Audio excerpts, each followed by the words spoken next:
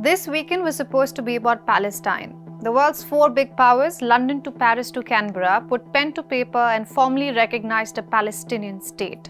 Speeches were made, flags unfurled, and history declared.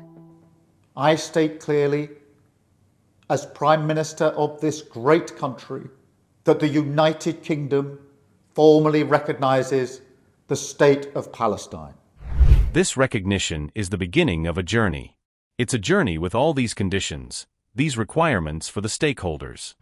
This is the best chance the world has had in decades to disarm and isolate Hamas and deliver self-determination for the people of Palestine. And it was about that. Headline after headline recognized their recognition.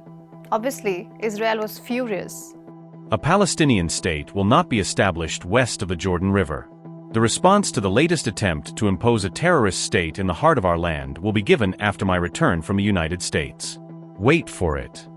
But in the same breath, Netanyahu mentioned Syria. Why is the Israeli Prime Minister looking for validation from a country reduced to rubble, choked by sanctions, its economy in tatters? Is Netanyahu hinting at greater Israel? I'm Ananya Dutta. This is Grey Zone.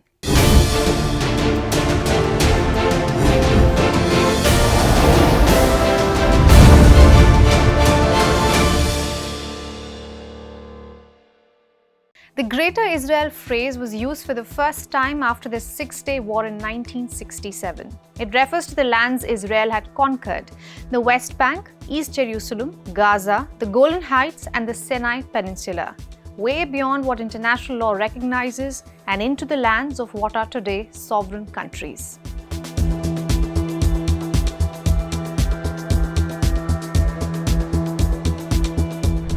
It's not just a fringe idea that we can dismiss. It has quietly shaped Israeli right-wing policy for decades. This concept was enshrined in 1977 in the founding charter of Netanyahu's Likud party. What makes this narrative plausible for him and his party is that Israel has never had a declared border. Even if you look at the 1949 armistice agreement that Israel signed with Egypt and Jordan, there is a specific clause in both that read, and I'm quoting from it, "The armistice demarcation line is not to be construed in any sense as a political or territorial boundary." Remember then, Israel refused to sign an agreement with Syria and Lebanon.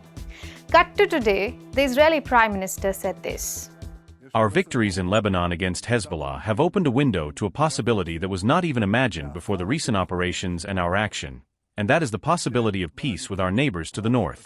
We are holding talks with the Syrians. There is some progress, but still a vision for the future.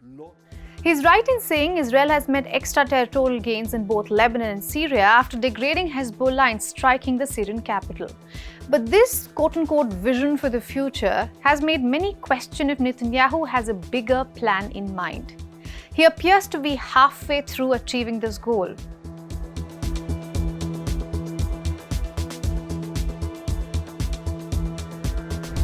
Let's bring back the map from earlier. Israel is in the middle of a war in Gaza. Settler violence and forced displacement are on the rise in the West Bank. Remember, Israel already controls East Jerusalem. It has also occupied most of the Syrian Golan Heights since 1967, and after Assad's fall, seized the buffer zone as well. A normalization deal with Syria benefits Netanyahu only in one way. If earlier the IDF was seizing lands by going against Damascus, now they will do it by being in cahoots with the man sitting in Damascus. Something they have already managed to achieve in Lebanon, where Hezbollah leaders have been ripped apart from the political system. So that leaves the Sinai Peninsula, which is within Egypt's sovereign land. And if all of this isn't enough, hear it from the horse's mouth. Last month, Netanyahu sat down with a journalist who gave him an amulet of a map of the Promised Land, to which the Israeli Prime Minister responded, and I'm quoting from it again, "My parents' generation had to establish this state, and our generation, my generation, has to guarantee its continued existence. And I see that as a great mission." Arab and Muslim leaders have strongly condemned Netanyahu's references to a greater Israel. The US has also not publicly endorsed it. Every leader knows that only power that can reign in Israel is its quote-unquote greatest friend, the US. Washington does not appear prepared to do that.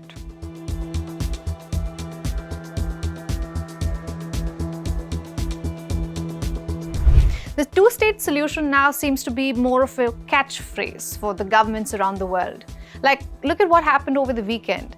4 major Western countries recognized Palestine. It's a formal way of saying that these countries support a state of Palestine. But where? How? And the biggest question, when? Palestine does not exist right now.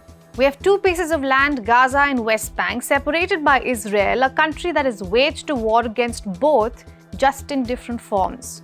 So can these countries do anything except for pressing a button at the United Nations? The short answer is a lot more. But the bigger question is, will they?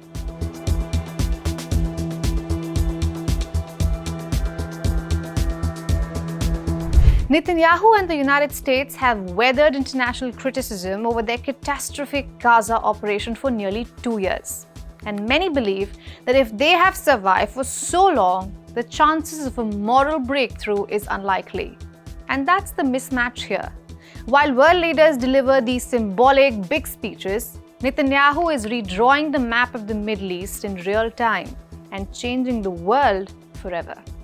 I'm Ananya Dutta. You've been watching Grey Zone.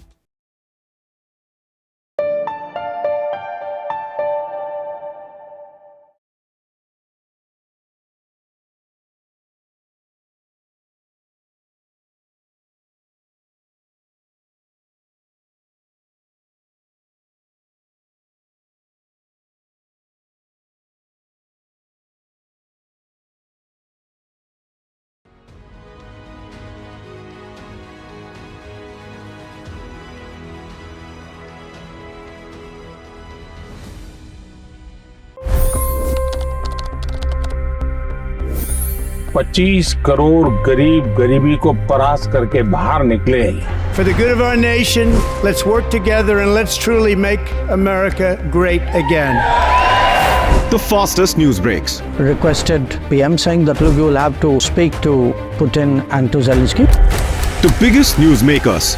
The relationship with India is probably the most important bilateral relationship the US will have for the rest of this century.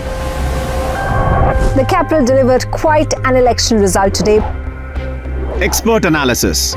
The million-dollar question today is how to stop this dance of death. Ground reports. I'm standing at the crossroad of the Kumbh Mela. Behind me are more than 100 entry ghats. Long-form interviews. Exclusionary politics is reflected in Manipur case as well. You don't bother because this is a small state. Deep dive into burning issues. It's often said DRC could be the richest country in the whole world. It's because of what sits underneath. Why exactly did the US topple the Sheikh Hasina government? HT videos. We don't just break news, we break it down.